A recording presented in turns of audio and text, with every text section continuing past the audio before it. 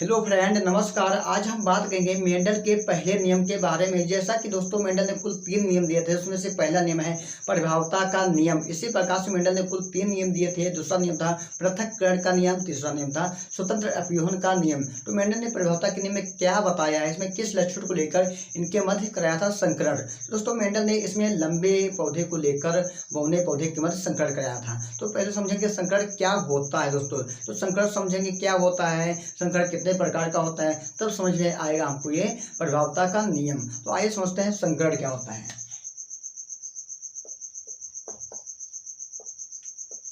संकरण जो संकरण होता है ये दो युग्मकों के बीच होने वाली क्रिया एक है। क्या है?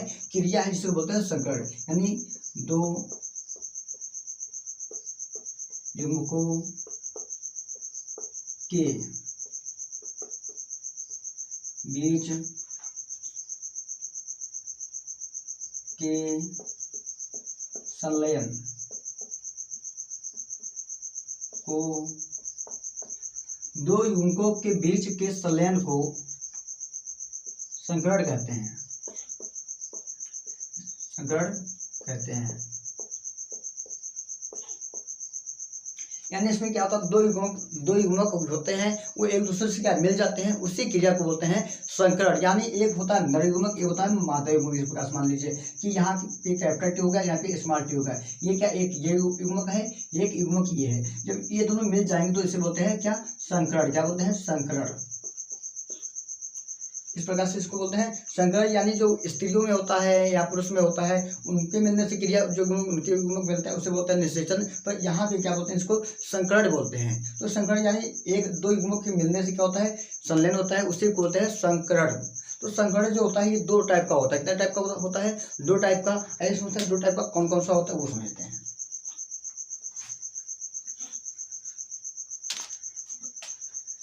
पहला है संकरण एक संकर संकरण। एक संकर संकरण। एक संकर संकरण क्या होता है? एक संकर संकरण में बताया गया है कि मेंडल ने जब एक जोड़ी लक्षण को लेकर उनके मध्य क्या कराया, संकरण कराया, उससे बोलते हैं एक संकर संकरण। तो क्या होता है, जब एक जोड़ी लक्षण को लेकर उनके मध्य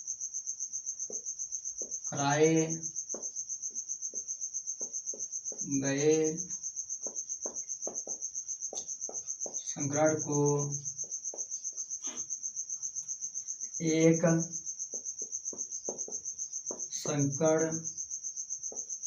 संकरण कहते हैं।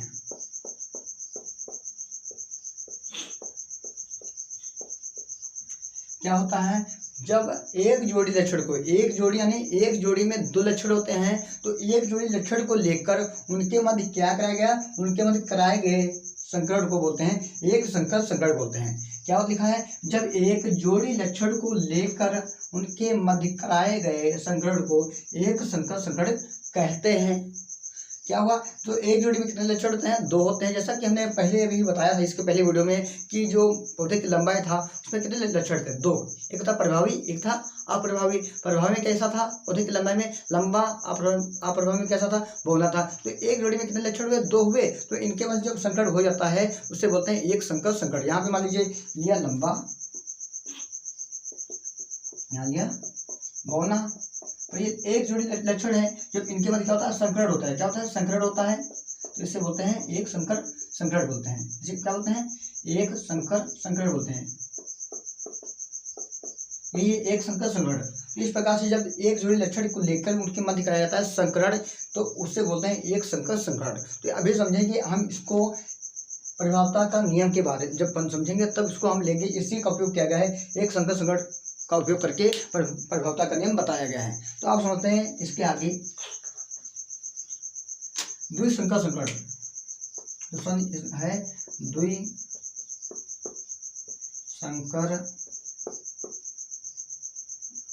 संकरण। इसमें था एक जोड़ी लक्षण को लेकर, यानी एक संकर संकरण में क्या होता है, एक जोड़ी लक्षण लिया जाता है, और द्विसंकर संकरण में क्या होता है, दो जोड़ी लक्षणों को लेकर उनकी क्रम दिखाया जाता है संकरण। एक आपको कुछ नहीं करना है, बस एक संकर संकरण में एक जोड़ी लक्षण को लिया जाता है, द्विसंकर संकरण में दो जोड़ी लक्षण को लेकर उनके मध्य दिखाया जाता है संकरण। इस प्रकार से आप याद कर लीजिए, हमेशा याद रहेगा, कभी भूलोगे नहीं। तो ये द्विसंकर संकरण में क्या होता है, जब दो कितने यहाँ पे कितना हो जाएगा, दो जोड़ी लक्षणों को लेकर उनके मध्य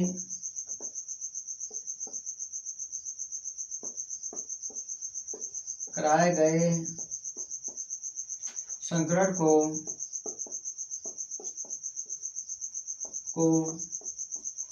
क्या कहते हैं, द्विसंकर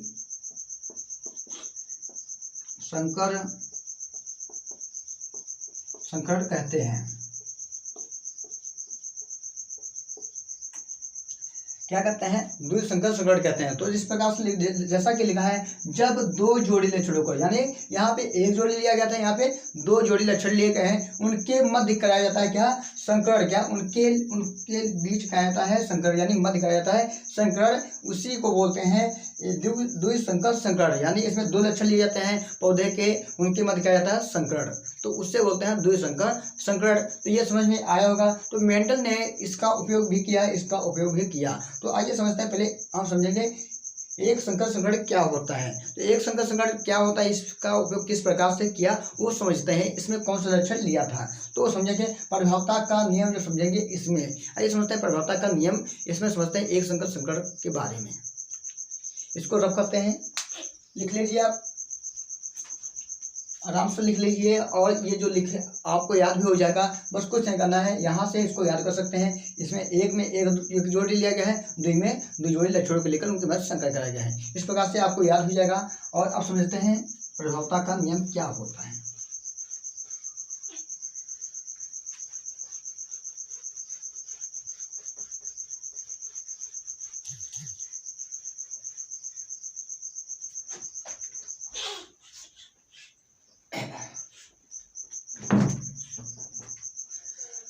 प्रभावता का नियम, तो प्रभावता का नियम जो है दोस्तों, इसमें एक जोड़ी लक्षण को लेकर उनके मध्य कराया गया था संकरण। तो समझते हैं, यहां से इसको लिखते हैं, जब एक जोड़ी लक्षण को लेकर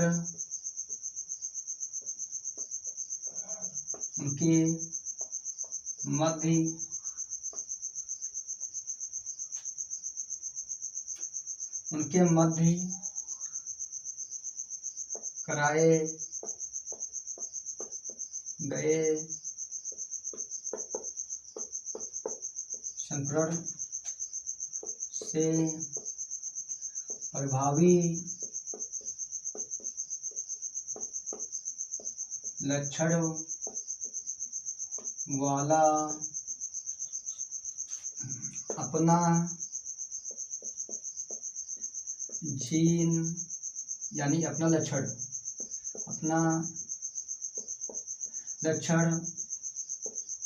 प्रदर्शित करता है, अप्रभावी लक्षण वाला अपना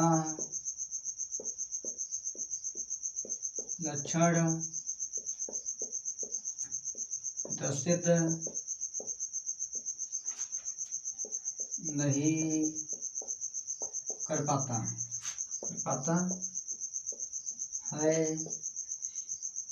इसे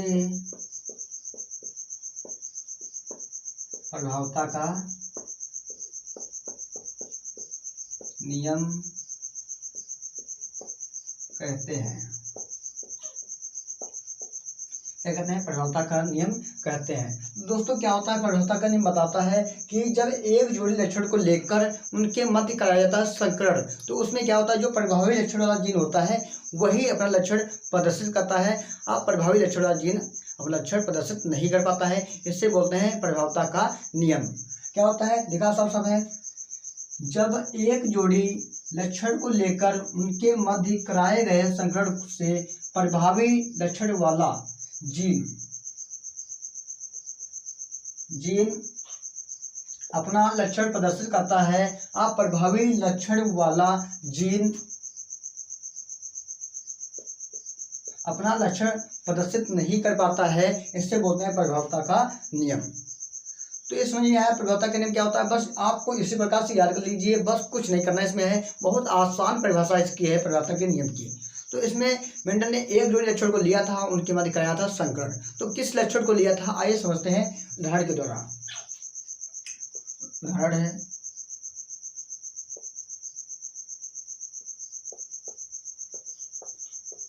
इसमें लिया था पौधे की लंबाई। क्या लिया था? पौधे की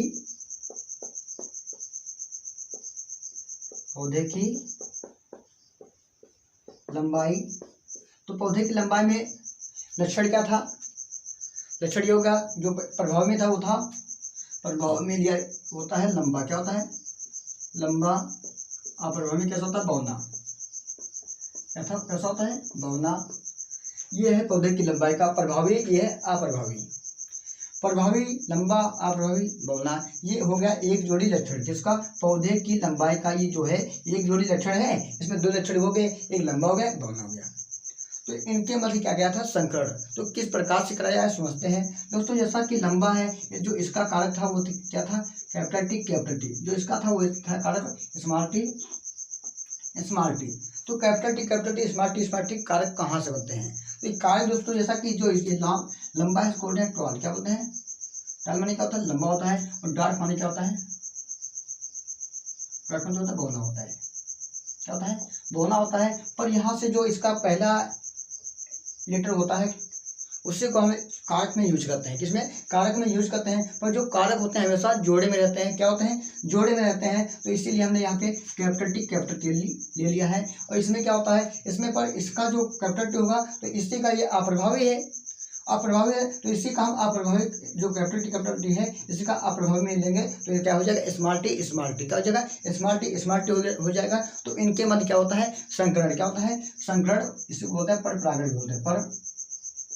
परपरागण इसे बोलते हैं परपरागण भी होता है और इसी को बोलते हैं संकरण। इनके मध्य क्या होता है? संकरण होता है। संकरण।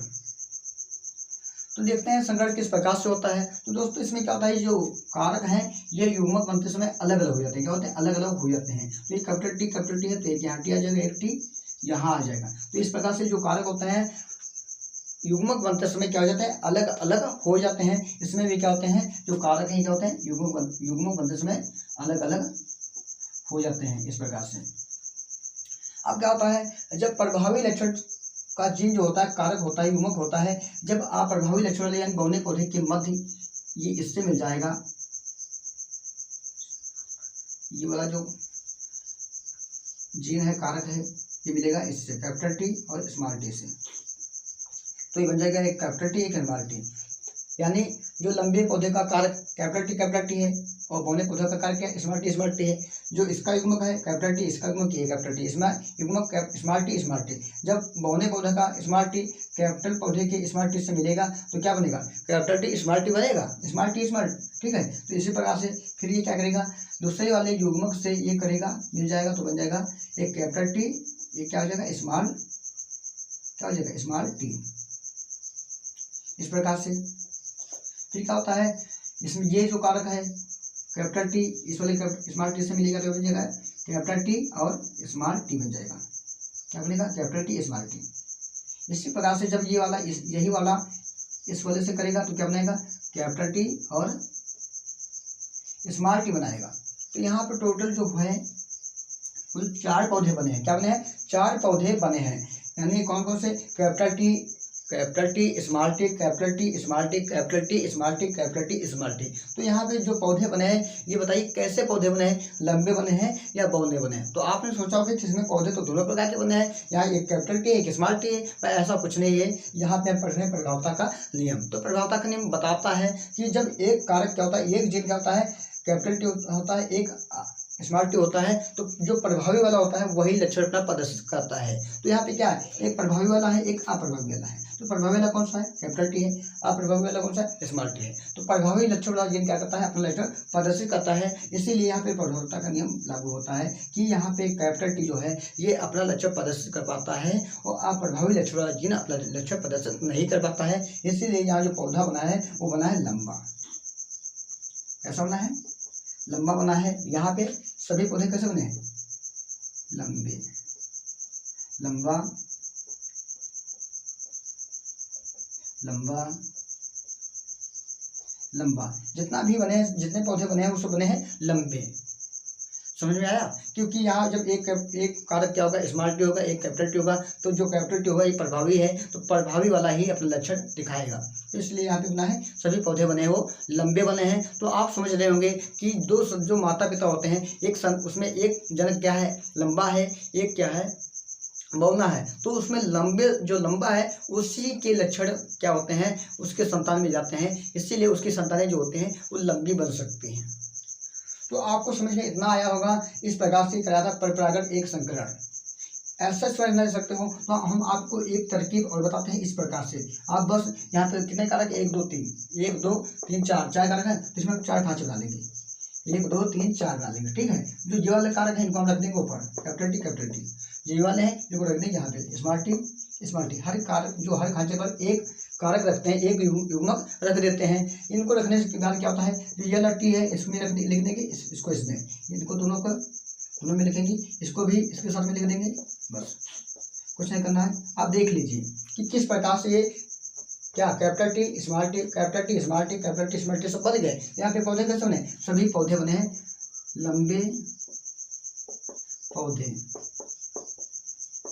तो सभी पौधे कैसे बने, लंबे बने हैं। तो आपको समझ में आया होगा ये प्रभावता का नियम है स्वपरागण। क्या परपरागण है, आप समझते हैं कि दोस्तों क्या बात होती है कि जो लक्षण लिए गए यहाँ पे प्रभावता के नियम में, तो उसमें प्रभावी लक्षण वाला जीन जो है यही लक्षण दिखा रहा है। जो अप्रभावी लक्षण है वो कहाँ गए, बौने पौधे के लक्षण कहाँ गए। तो मेंडल ने जब ये सोचा कि बौने पौधे के लक्षण कहाँ गए, तो इन्होंने बताया कि ये सब लक्षण गए तो गए कहाँ। तो इन्होंने फिर क्या कराया, इन्होंने कराया था स्वपरागण। क्या कराया था, स्वपरागण कराया। उनके मध्य उनमें जो लक्षण थे, देखते हैं किस प्रकार से लक्षण वो दिखते हैं आगे, कहीं नहीं दिखते हैं। तो आइए समझते हैं इसके आगे। इसको रख करते हैं, इस वाले को।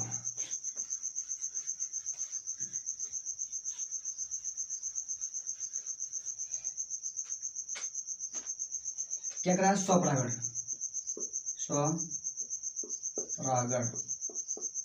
स्वपरागण में क्या, जो पौधे बने थे उन्हीं को लेकर उनके मन क्या किया था, संकरण।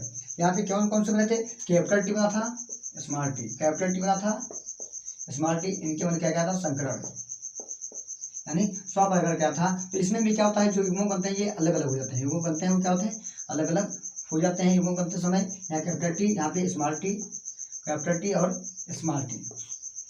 तो किस प्रकार से पौधे बनते हैं आइए देखते हैं। तो दोस्तों इसमें क्या होता है, यानी जो मेंडल ने स्वपरागण कराया तो यानी एक संतान जो थी वो बन गई। जब उनकी संतानें उत्पन्न हुई तो उसमें देखते हैं कि लक्षण वो है कि नहीं है बौने पौधे की, तो वो समझेंगे इसमें स्वपरागण में। तो दोस्तों क्या होता है, यहाँ पे क्या होगा ये वाला टी इस वाले टी से मिल जाएगा, तो क्या बन जाएगा, कैपिटल टी मिल जाएगा, बन जाएगा। इस प्रकार से जब ये वाला मिल जाएगा दूसरे वाले से, तो क्या बन जाएगा, कैपिटल टी और स्मॉल टी। फिर क्या होता है, जब ये वाला मिलेगा इससे, तो क्या बनाएगा, कैपिटल टी और स्मॉल टी। यही वाला जब इससे मिलेगा स्मॉल टी बन जाएगा। तो मैंने देखा ये जो लक्षण है, तो ये तो लक्षण छिपे होते हैं बस, पर ये लक्षण जाते नहीं है। ये लक्षण क्या थे, छिपे थे। जो मान लीजिए कि संतानें जो होते हैं इनके पूर्वज के जो लक्षण थे वो आगे आने वाली संतानों में लक्षण होते हैं, पर वो छिपे होते हैं, कहीं ना कहीं वो लक्षण को दिखाई देते हैं। तो इसी प्रकार से जब मेंडल स्व प्रकट किया तो उसमें जो लक्षण बने पौधे के थे वो लक्षण कहीं गए नहीं थे, वो क्या थे, केवल छिपे हुए थे। तो वो अगली पीढ़ी में क्या हुए, उनके लक्षण जो थे उसमें 3 संतानें जो थी वो बनी थी लंबी, एक संतान कैसे बनी थी, बौनी। तो यहाँ पे आपको ये पौधा कैसा बना है, तो ये है शुद्ध लंबा। क्या है, शुद्ध लंबा। ये क्या है, ये भी लंबा है। ये क्या है, ये भी लंबा है। ये क्या है, ये बौना है। ये पौधा बौना बना है, ये लंबा, ये लंबा। तो यहाँ पे कुल 3 पौधे क्या बने हैं, लंबे। एक पौधा कैसा बना है, बौना बना है। तो इसका जो अनुपात आएगा तो वो आएगा 3:1। 3:1 क्या है, लक्षण प्रारूप का अनुपात है। लक्षण प्रारूप का अनुपात कितना है, 3:1। आप इस प्रकार की इस विधि को उपयोग कर सकते हैं, जो ये विधि है। इस विधि का उपयोग क्या होता है, जिससे हमने लिया है यहाँ पे कैपिटल टी, यहाँ पे स्मॉल टी, इसको ले लेंगे, यहाँ भी लिख लेंगे कैपिटल टी अलग, यहाँ पे स्मॉल टी। तो इसको इसके साथ लिख देंगे, फिर इसको इसके साथ, फिर इसको क्या करेंगे, इसके साथ लिखेंगे, इसको इसके साथ। तो यहाँ जो यहाँ क्रिया हो रही है वही क्रिया यहाँ पर हो रही है। तो आप समझें कि किस प्रकार से पौधे बने हैं। तो यहाँ पे कितने पौधे लंबे बने, कितने बौने बने। तो एक ऐसा है लंबा है, क्योंकि कैपिटल क्या लंबा होता है। एक कैपिटल टी एक स्मॉल टी है तो लंबा हुआ, एक कैपिटल टी स्मॉल टी है लंबा हुआ, दोनों कैपिटल टी है तो क्या बौना हुआ। तो इस प्रकार से पौधे बनते हैं। ये इसका अनुपात जो होता है, लक्षण प्रारूप का अनुपात होता है, क्या होता है, 3:1। इसी प्रकार से हम निकालते हैं जीन प्रारूप का अनुपात। क्या, जीन प्रारूप का अनुपात।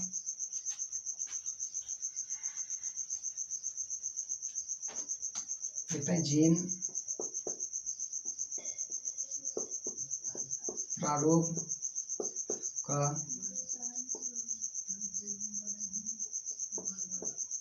अनुपात। तो जीन प्रारूप का अनुपात क्या होता है दोस्तों, जैसा कि ये पौधे जो है ये बने हैं, यहाँ पे देखते हैं इनका कार्य जो है, जो जीन होता है वो कैसे होता है। तो यहाँ कैसा है, कैपिटल टी है, कैसा है, कैपिटल टी। इसमें देखो और कहीं भी कैपिटल टी है नहीं है, तो केवल एक ही कैपिटल टी है। तो लिखेंगे 1, क्या लिखेंगे, 1, अनुपात लगा देंगे। अब देखो यहाँ पे कितने कैपिटल टी स्मॉल टी है, तो एक कैपिटल टी स्मॉल टी, दूसरा कैपिटल टी स्मॉल टी। ये भी है क्या, कैपिटल टी है और स्मॉल टी है। तो दो है कैपिटल टी स्मॉल टी, यहाँ ले लेंगे 2। ये देखो कैसा है, ये है केवल स्मॉल टी, यहाँ पे क्या हो जाएगा 1। तो इस प्रकार से ये है जीन प्रारूप का अनुपात। क्या है, जीन प्रारूप का अनुपात। तो आपको समझ में आया होगा कि किस प्रकार से मेंडल ने एक संकरण में यानी प्रभावता के नियम में एक संकर का प्रयोग किया और किस लक्षण को लिया, वो आपको समझ में इस वीडियो में आया होगा। कि प्रथम पीढ़ी में ये F2 पीढ़ी में जो पौधे बने थे वो कैसे बने थे, तो बने थे 3 पौधे लंबे, एक पौधा बोना था। और जो प्रथम पीढ़ी में था वो पौधे जो बने थे वो सभी पौधे कैसे थे, लंबे थे। तो आपको समझ में इस वीडियो में आया होगा। अगर वीडियो आपको पसंद आई हो तो वीडियो को लाइक करना, वीडियो को शेयर करना। इसके साथ साथ अगर हमारे चैनल पर पहली बार आए हों तो चैनल को सब्सक्राइब करना बिल्कुल ना भूलें। हम आपको इस प्रकार से वीडियो बनाकर डे बाय डे देते रहेंगे। धन्यवाद आज की वीडियो में दोस्तों।